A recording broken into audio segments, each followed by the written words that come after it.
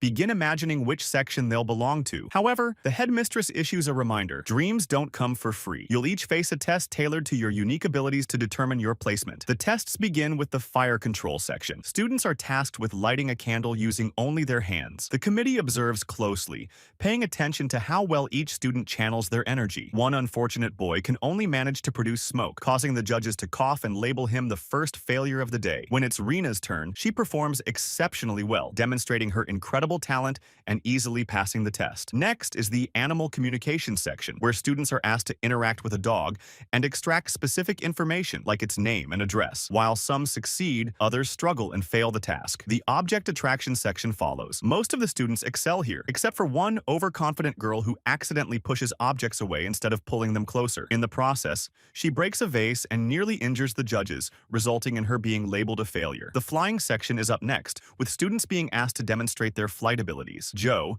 a student who always carries a heavy bag to weigh himself down, removes it for the test. Without the bag, he soars uncontrollably high, forcing the committee to call for a ladder to bring him down. He is also marked as a failure. Finally, it's time for the last category, the transformation section, where Nuri belongs. For this test, students are instructed to focus on a cat and transform into a similar form for 6 seconds. Most students complete the task successfully. When it's Nuri's turn, she steps up with enthusiasm, knowing all eyes are on her. She manages to transform, and the judges begin counting. 1, 2. But before they can finish, her transformation takes an unexpected turn. She doesn't just become a cat, but a cat with bat wings and other strange features. The panel is startled, but before they can react further, Nuri reverts back to her normal form. The judges, clearly impressed, tell her, "That was incredible. No one else has done what you just did. You'll find out your evaluation soon." Nuri smiles and responds, "Thank you so much. You're amazing," before leaving the room. All the students gather outside to wait for their evaluation results. Each child receives a piece of paper detailing their assigned section. The headmistress appears and addresses them. "You've all done wonderfully, and I couldn't be happier. Take your papers, write your name on them, and head to your assigned section." The students compliment her kindness, saying, "It's obvious from your face that you're a good-hearted person." She laughs and encourages them to check their results. When Nuri looks at her paper, she's confused to see the letters UDM written on it. While the others head toward their respective sections, the headmistress gently tells Nuri, "No, my dear, you're going over there." She points to a different direction. Following the signs, Nuri walks until she reaches a door embedded in the ground. Feeling puzzled, she pauses as someone emerges from the door and asks, "What's the matter?" She explains, "I was with the group earlier and they told me to come here." He nods and says, "All right, step inside and make sure to close the door behind you." As she descends, Nuri finds herself in a small room with 2 other students who also seem out of place. The man hands her a plain outfit and she asks, "What's this? Why are we here? And where are the fancy uniforms the other students have?" He replies bluntly, "You're supposed to be talented, but your magic doesn't work the way it's supposed to. You're not like the others outside. Take a look. This girl sent objects flying in the wrong direction during her test. This boy is producing smoke instead of fire, and one can't even control their flight and ends up in the clouds. Your magic, just like theirs, is flawed. It's called upside-down magic. In short, you've been placed in the department of inverted magic, where we deal with abilities that don't function properly and frankly can't be fixed." Nuri protested, "This isn't fair. Why can't we go outside and have the same chance as everyone else?" The man replied bluntly, "We're staying here. We'll study math, science, and anything except magic. Don't like it? Tough luck." Nuri shot back, "Of course I don't like it. It doesn't make sense." At that moment, the headmistress entered the room, her tone sharp and matter-of-fact. "It makes perfect sense," she said. "Your magic is broken." Nuri, undeterred, asked, "So what's the plan? Are you going to keep us locked up in here forever?" "Not forever," the headmistress replied. "Magic is like a muscle. If you train it, it gets stronger. But if you leave it unused, it weakens and fades. We'll keep you here until your magic weakens, until you're the child," asking her to describe the color of his eyes to ensure she hasn't seen him. Terrified, Abigail says she doesn't know and hasn't seen his face. Frank asks her who her father is. At first, Abigail hesitates, scared to answer, but eventually reveals that her father is someone named Christophe Lazar. Frank is shocked upon hearing the name. He immediately goes downstairs, gathers his belongings, and informs the group that he won't continue with this mission, refusing to risk his life. When asked what he learned from the child and why he's so scared, he tells them that the child's father is Christophe Lazar, the world's most powerful mafia boss and the ruler of the entire criminal underworld. Rickles and Joey manage to calm him down and convince him to stay. They begin monitoring all the areas around the house and ensure all doors are locked. Later, Joey explores the house and comes across a room filled with books, which turns out to be the mansion's library. She notices a hole in the ceiling letting in light from outside. As she leaves the room, she encounters Rickles, who seems to be attracted to her. He tells her he doesn't trust anyone in the group and suggests suggests they stick together and escape if they find a way out. Joey agrees to team up with him. Meanwhile, Sammy discovers a room with an old television. She turns it on, lies down on the bed behind her, and is startled by a terrifying figure standing behind her. It turns out to be Dean playing a prank on her. Sammy curses at him and tells him to leave the room and never come back. After leaving, Dean finds Peter asleep and draws on his face before continuing to explore the house. He enters a corridor filled with old photos of a young girl with her father. The girl resembles Abigail. Dean continues his way to the ground floor, where the kitchen is located. He searches the fridge for food and suddenly notices a door behind him opening on its own. Naturally, Dean is scared and approaches the door, calling out to see if anyone is inside. Suddenly, something lunges at him from the room, startling him. As he tries to leave, the creature grabs his leg, but its appearance remains unseen. This creature keeps screaming for Dean and trying to call for help. At the same time, Sammy hears the screaming and rushes to the kitchen, finding Dean sitting on a chair. As she approaches him, Dean's head suddenly falls into her hands. When the gang arrives at the kitchen and sees what has happened, they all agree that Sammy couldn't have done it and that something else must have caused it. Rickles then tells them the story of Christophe Lazar's hitman, Valdez, who was arrested 3 years ago along with key members of Christophe's gang. They were taken into intelligence custody for interrogation. The day before the gang members were supposed to appear in court, intelligence agents discovered that all of them had been killed, their heads severed. The group becomes worried about the child, Abigail, and rush to check on her. They find her sleeping with no one around. As they leave her room, Rickles confesses his fear of Valdez and decides to leave immediately. However, when he tries to open the door, they are all shocked to find another door locked with iron bars. Peter attempts to break it, but the door is too strong. The banging on the iron door activates the security system, and iron bars descend over all the windows, trapping them inside the house for a full 24 hours. Rickles quickly runs to retrieve his sniper rifle, but finds it missing. Joey goes to Abigail's room and asks her if she has seen anyone else in the house, reassuring her not to be afraid and to tell the truth. Abigail claims she hasn't seen anyone, but warns that if she reveals the person's identity, they will kill her. She identifies the person as Frank, saying he is Valdez and that he used to work with her father when he was in her room. Joey rushes out of the room and meets Rickles, who tells her that everything happening to them doesn't make sense and that they need to find a way out quickly before they die. Joey tells him she'll figure something out, but as she walks away, she suddenly notices Rickles standing still. She approaches him to check on him and finds part of his face eaten away. He collapses to the ground. Joey quickly raises her weapon toward everyone present and informs them that Frank is Valdez, responsible for Rickles and Dean's deaths, and that she learned this from Abigail. However, Frank denies everything, claiming he doesn't know who Valdez is and accusing Abigail of manipulating them to turn against each other. Suddenly, Frank raises his weapon at Joey, insisting he isn't Valdez and won't let her kill him. Frank orders Peter to go to the girl's room and kill her. Peter rushes to Abigail's room, but before he can shoot her, Joey enters, disarms him, and hits him. Frank and Sammy arrive in the room, and Frank threatens Joey with his weapon, forcing her to release Peter. Joey grabs her weapon, and they threaten each other. Meanwhile, Abigail frees herself from her handcuffs, stands on the bed, performs a ballet move, and hides her face. When she reveals it, they are shocked to see her face has transformed. She is a vampire. Abigail lunges at Peter, attempting to bite him, but Frank shoots her in the head. Abigail falls to the ground, but suddenly gets back up, the gunshot wound healed. Joey shoots at her again, and the group flees the room, locking the door behind them. They realize Abigail is Valdez. They check the doors and windows again, finding them still locked with no escape. Sammy tells them she needs access to the house's power generator to disable the iron barriers. They decide to gather items to fight the vampire. Sammy gets garlic, Peter grabs a pool cue,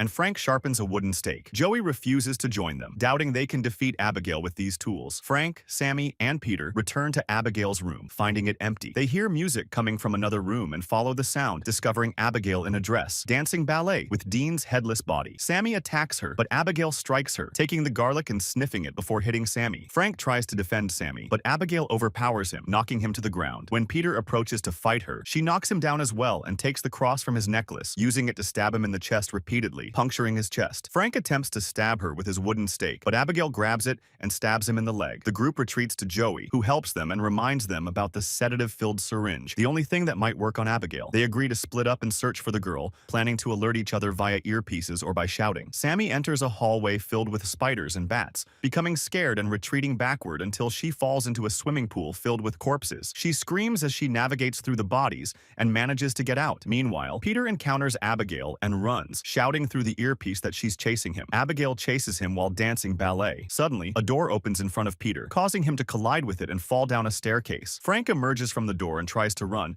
but Abigail pushes him down the stairs as well. She descends after him, attempting to strangle him. Joey seizes the opportunity to inject Abigail with the sedative, but Abigail pushes Joey's hand away, causing the syringe to fall into a locked iron gate. Sammy pulls Abigail off Frank, but Abigail bites Sammy's arm. Abigail then grabs Frank by the leg and starts flying with him into the air. Suddenly, Peter jumps on Abigail, managing to restrain her. Joey retrieves the syringe, runs toward Abigail, and they inject her with the sedative, putting her to sleep. Sammy tells the group she feels strange where she was bitten and asks if she will turn into a vampire like Abigail. The group doesn't know how to answer. After a while, Abigail wakes up, now locked in an iron cage. Joey tells her that if she reveals the escape route, they will let her out of the cage. Abigail confesses that Lambert worked with her and that she was the one who brought them to the house. She begins to reveal personal details about each of their lives. Sonny began her hacking career by stealing money from her family's bank accounts. Before that, she thought of advancing by stealing accounts belonging to their mafia in the bank. Peter, on the other hand, was the most important member of the guard for a dangerous criminal family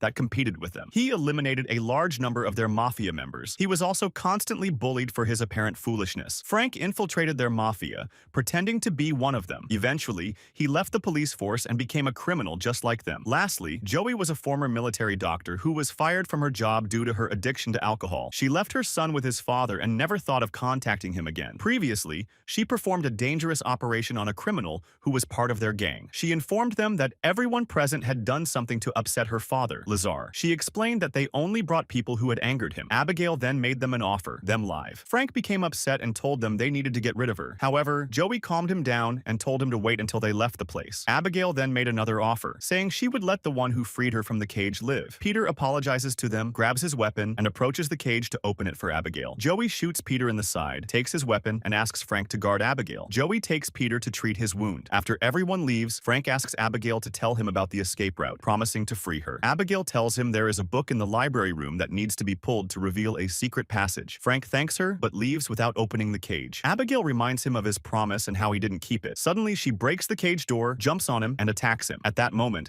Joey arrives in the room and breaks a window, allowing sunlight to enter. This weakens Abigail, who runs into the shadows to recover. Joey takes Frank and escapes to the library room, where they all sit under the open window, letting sunlight in. Abigail cannot approach them. Sammy appears fine, standing in the sunlight. Frank attempts to pull the book Abigail mentioned, but the door doesn't open. Joey notices a wooden wall and suspects it's the escape route. She tries to break it, but fails. Joey eats her last piece of candy and begins to feel anxious. She accuses Sammy of abandoning her son because she was trying to overcome her addiction. Joey says she planned to use the money from this operation to take her son and start a new life together. Sammy tells them they can't just sit there because everyone has families who want to see them. They need to find the power generator in the place. The group splits into two. Sammy and Peter go together, while Frank and Joey team up. Meanwhile, Abigail plays a music record and begins to control Sammy, who quickly turns into a vampire and attacks Peter, eating his flesh with delight. Abigail dances, controlling Sammy like a puppet. Frank and Joey arrive at the scene and find Sammy sitting on the ground near Peter's body, pretending to cry. Suddenly, Sammy rises, and Abigail reveals she is controlling her. Frank and Joey run to the library as the sunlight weakens. Sammy enters the room, ready to attack them. Joey grabs a tray and reflects sunlight onto Sammy, causing her body to explode. A secret door in the library opens behind them. They suspect it's a trap, but eventually enter. They walk until they find a room with 6 camera recordings. Inside, they find Lambert, who had been watching everything through the cameras. Lambert reveals he is also a vampire. He grabs Joey by the neck and begins explaining to Frank how Abigail turned him into a vampire 2 years ago to help him infiltrate their mafia. She threatened to kill his family if he didn't assist her. Lambert brought all of her father's enemies to this place. Lambert offers to turn Frank into a vampire in exchange for helping him eliminate Abigail so they can rule the criminal world together. Frank agrees without hesitation. Lambert lets go of Joey and bites Frank, then cuts his hand and makes Frank drink his blood. Joey watches as Frank transforms into a vampire, writhing in pain and losing a large amount of blood. Once Frank transforms, Lambert orders him to kill his first victim, Joey. Instead, Frank stabs Lambert, causing his body to explode. At this moment, Abigail arrives, unaware that Frank has transformed. She jumps on him to drink his blood, but the opposite happens. Frank drinks her blood instead. Joey seizes the opportunity, grabs her phone, and disables the house's security system to escape. She runs to the door leading to the library but finds it locked. Frank continues drinking Abigail's blood, draining her energy. Joey tries calling her son, but he doesn't answer. She leaves him a a voicemail telling him she loves him very much. Frank arrives, pushes her against the door, and breaks it, entering the library room. Joey tries to fight him off, but Frank is unaffected. He grabs her by the neck and throws her from a high place. Abigail catches her before she hits the ground and tells Joey they need to work together to defeat Frank. Joey agrees on the condition that she will be allowed to escape the mansion afterward. Frank descends to face them, and a fierce battle ensues. Frank proves to be much stronger than the two of them. He impales Joey with an iron rod, pinning her to the wall, and continues fighting Abigail. Frank manages to strike Abigail and drink her blood. Abigail signals Joey, reminding her of their promise to help each other. Abigail collapses after Frank drinks her blood. Frank approaches Joey, bites her neck, and throws her to the ground, leaving her unconscious. When Joey regains consciousness, she uses her vampire strength to grab a stake and stab Abigail. Joey pretends to be going after Abigail, but suddenly turns and tries to stab Frank. Frank blocks the attack, takes the stake from her, and strikes her. Abigail seizes the opportunity to jump on Frank, and they resume fighting. Joey pulls the iron rod from the wall and manages to and Abigail Frank B. His body explodes like the ones before him. Joey gets tense and feels like she's about to transform too, because before he died, he bit her. Abigail tells her that this won't happen because Frank is dead. Abigail tells her to leave and that she promised her. Joey feels relieved and heads to the door, but she stops and looks back at Abigail, and suddenly she's startled by a hand grabbing her shoulder. Joey gets scared and falls to the ground, realizing it's Christophe Lazar, Abigail's father. Lazar admits that he wants to drink Joey's blood, and before he gets close to her, his daughter intervenes and tells him she saved her and that he must let her go immediately. Lazar grabs Joey's hand as a gesture of gratitude and lets her leave. Joey quickly gets out, feeling happy, gets into the car, escapes the mansion, and manages to save her life. And here we come to the end of our movie. If you liked the video, subscribe to the channel and activate the notification button so you never miss an updates. See you in the next video. Thank you for watching, and goodbye.